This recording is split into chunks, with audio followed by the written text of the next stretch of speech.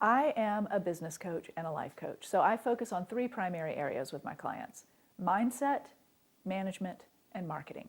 So you have to have the right mindset to say, it's worth it for me to get up and get out there and let go of things like mommy guilt and say, it's worth it for me to pursue what makes me happy and my passion. And it's reasonable for me to make, however much you want to make. A lot of moms feel like, they'll spend $300 on, hockey skates for their kids in a drop of a hat, but you ask them to turn around and invest $150 in something for themselves, and all of a sudden they can't afford it.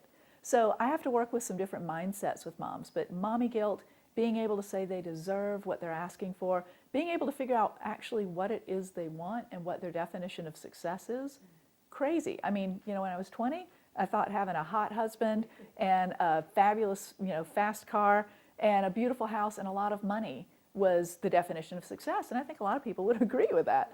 And, I'm 43 now, and I don't measure success the same way, although my husband is hot. I live in a great house. There are things like my kids that are important, and getting a hot home-cooked meal on the dinner table every night about 6:30. We consider that church at my house, being around the dinner table. So I work with my clients a lot on the mindset to really declare and articulate for themselves what the vision of success is and what they want. Once they get all the things about what they want figured out, then we move into management. How do you manage your time? How do you manage your resources? How do you manage your team? How do you manage your money, your budget? All of that stuff. Because a lot of us are solo entrepreneurs and we really don't have a whole lot of background doing all that. So I work with them to get that all handled. And we work with a lot of systems and support structures. And how to manage your team. You may be great at what you do, but how are you as a manager? Are you good at communicating with your team? Not everybody is. And so a lot of that. And then the last piece, marketing. I wouldn't be where I am today if it weren't for social media, and namely Twitter, because that's stuff you can do to market yourself as an entrepreneur and get out in the world when there's a baby screaming down the hall, or you have the same clothes on that you've worn for 3 days without a shower. You can still market yourself in a DIY fashion.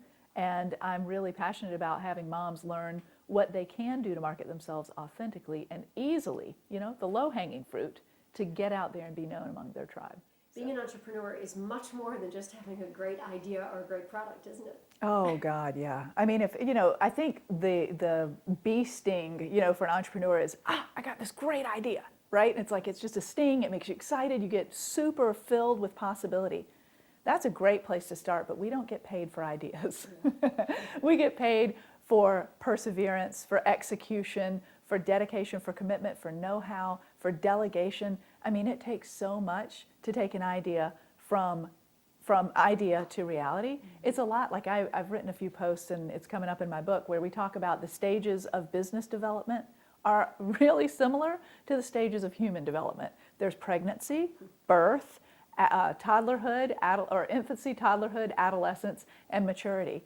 And if you think about how we talk about that in our business, you have to get through all these stages. So, I mean, you start out, if you've got a great idea, good, congratulations, you're pregnant, right? Think about what comes next in human development. And the same goes in business development. Having a great idea does not a business make. So mom entrepreneurs really need the support to pull off all the next stages to make this baby come to life. Because necessity is the mother of all invention. So, okay, I need this, so I'm going to do this. But just because you come up with this idea does not mean that you're a good business person. No. And a lot of moms don't. I mean, that's really where, we talked this morning about business plans and all these foreign words for a lot of women who really want to make it on their own from home, perhaps. Oh, yeah. But they just don't know how to do the whole puzzle. Yeah, absolutely. I mean, so like I said, I go back, I tell people, what I'm teaching you is not rocket science. And I've got the best teacher in the whole world. It's called experience. These are not things I've read in a book and thought I'd pass on to you, or things that someone else told me.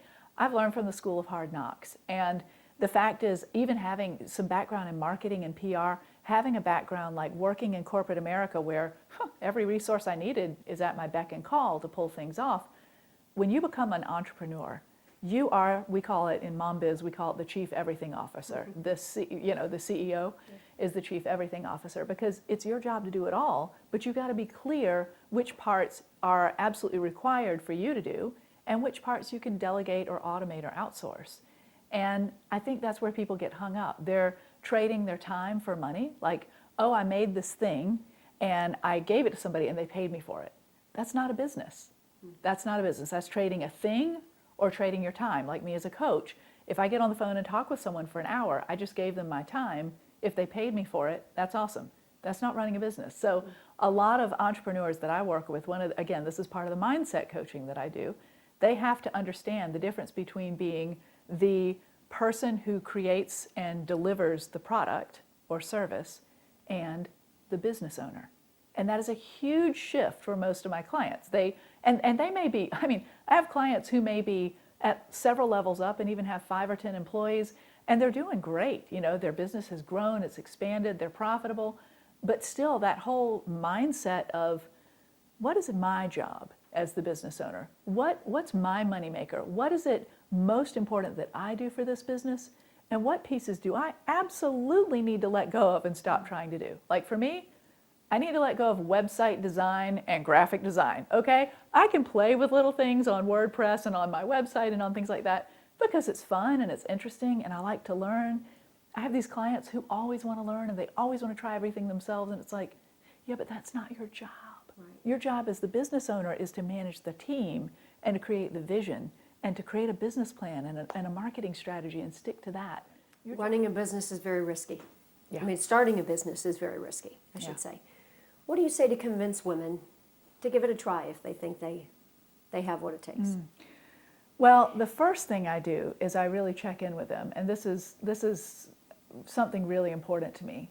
If someone tells me that I should come work with them and that they're going to help me be a super successful person if I'll just risk $100,000 of my family's income, I'm going to take a look at my life and my priorities and what works most importantly for my family, and I'm going to decide on myself, by myself and with my family, if that's the right thing.